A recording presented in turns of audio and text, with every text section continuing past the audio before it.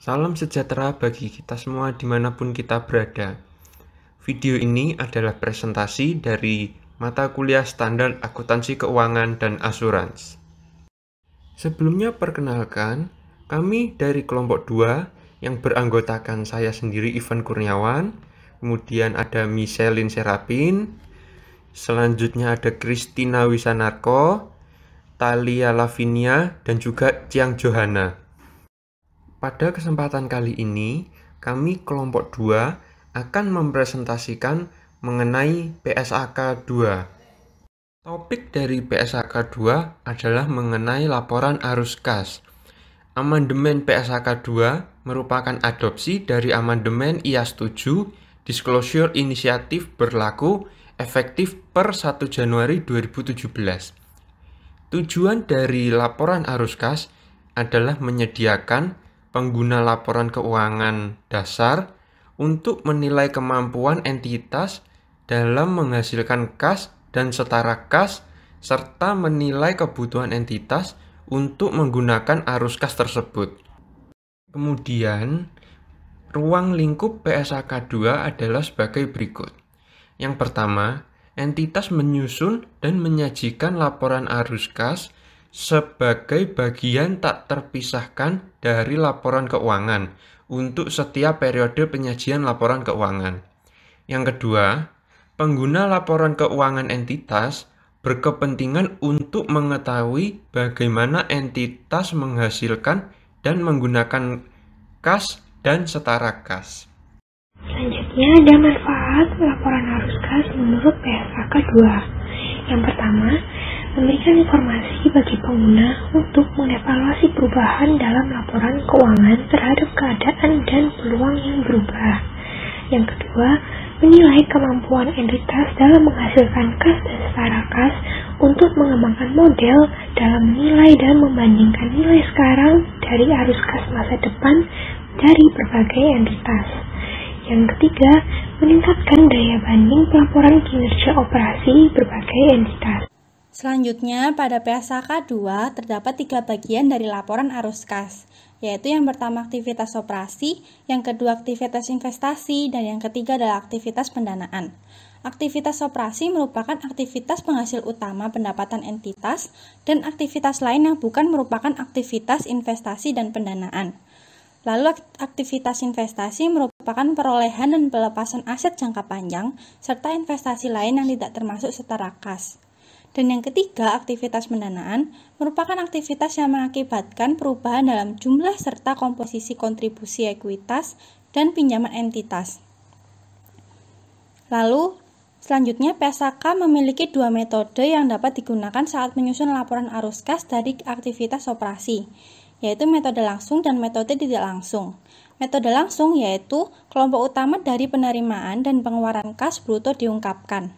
Dan metode tidak langsung, laba atau rugi disesuaikan dengan mengoreksi pengaruh transaksi yang bersifat non-kas, penangguhan, atau akrual dari penerimaan atau pembayaran kas untuk operasi di masa lalu atau masa depan, dan pos penghasilan atau beban yang berhubungan dengan arus kas investasi dan pendanaan.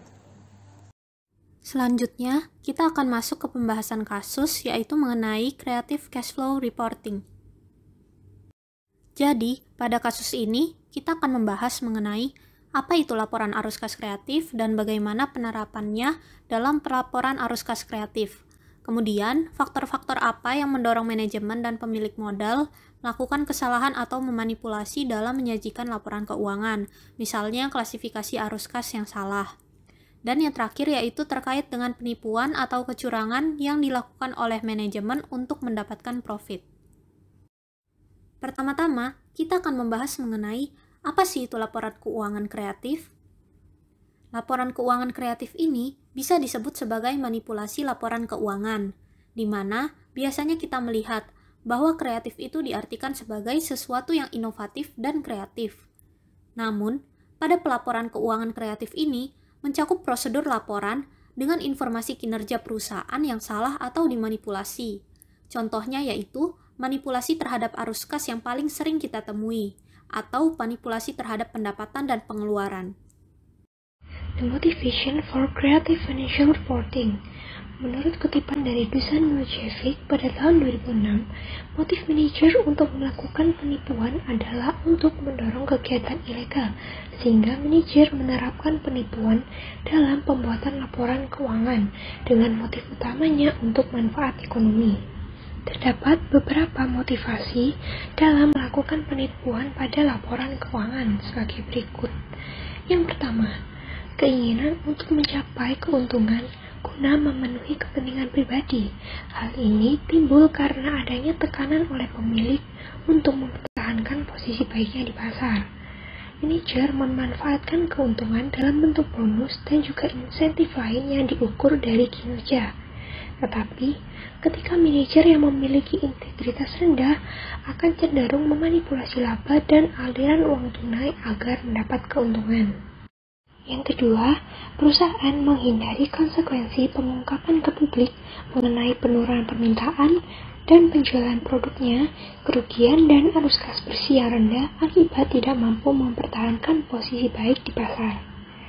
Kemudian yang ketiga, perusahaan mengekspresikan kinerja yang baik untuk menarik para pemegang saham yang baru dengan cara menaikkan harga saham yang fiktif, penghasilan per saham, mempertahankan pendapatan yang stabil, dan pembayaran dividen yang stabil. Yang keempat, penyalahgunaan aset dimanfaatkan oleh karyawan dengan membuat gagasan untuk menyembunyikan kegiatan terlarang dengan catatan akuntansi dan dokumen pendukung. Kemudian yang kelima, gagalnya mendeteksi penipuan pada laba dan aset bersih perusahaan yang membuka peluang bagi manajer untuk melakukan manipulasi dalam membuat laporan arus kas. Pembuatan laporan arus kas kreatif ini terjadi karena manajemen menciptakan kesan palsu terhadap arus kas dari kegiatan operasional. Kegiatan manipulasi ini dapat diatasi dengan batas-batas prinsip akuntansi dan peraturan akuntansi lainnya. Opportunities for creative cash flow. Nilai kas pada akhir periode akuntansi disajikan di neraca dan laporan arus kas. Audit laporan keuangan tidak memberikan jaminan yang mutlak terkait informasi yang disajikan telah benar, karena faktanya prosedur audit tidak sama untuk semua aset.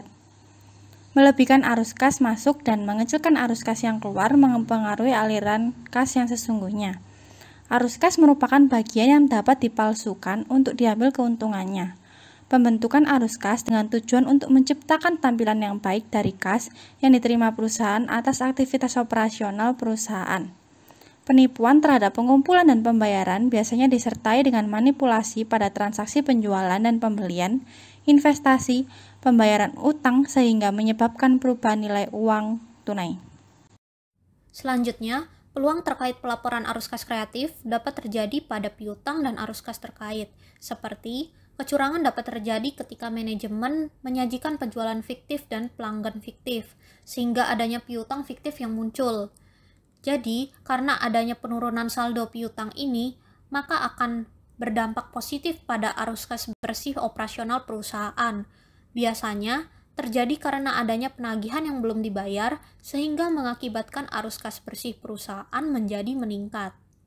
Dan biasanya juga terdapat penjualan fiktif yang menyebabkan pendapatan perusahaan menjadi tinggi.